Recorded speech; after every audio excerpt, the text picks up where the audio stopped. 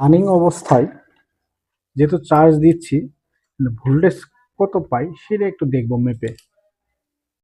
Running অবস্থায় voltage মেপে দেখবো। 14 ভোল্ট, 15 ভোল্ট, 14 ভোল্ট রানিং এ পাচ্ছি, অর্থাৎ চার্জিং অবস্থায়। যদি আমরা লাইন পরে দেখবো কত ভোল্টেজ আসে, অবশ্যই দেখবো।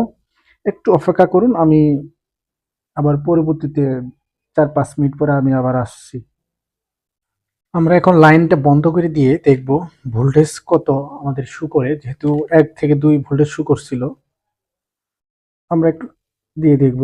তার মানে 5 ভোল্ট পর্যন্ত শো করতেছে, অর্থাৎ ব্যাটারিটি চার্জ হচ্ছে পানি দেওয়ার পরে। 5 ভোল্ট পর্যন্ত শো করছে। তাহলে আমরা আরো একটু চার্জ দিয়ে দেখব 12 ভোল্ট পর্যন্ত আসে কিনা।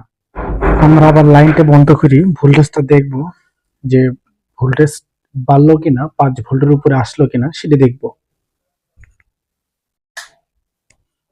আমি লাইনটা বন্ধ করেছি, আমরা আবার দেখব ভোল্টেজ ঠিক বাড়তেছে কিনা।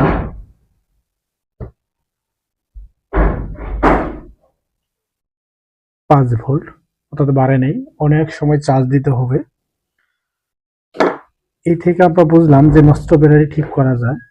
তো আপনারা চাইলে নিজে ঘরে বসেই ব্যাটারিগুলো ঠিক করতে পারবেন।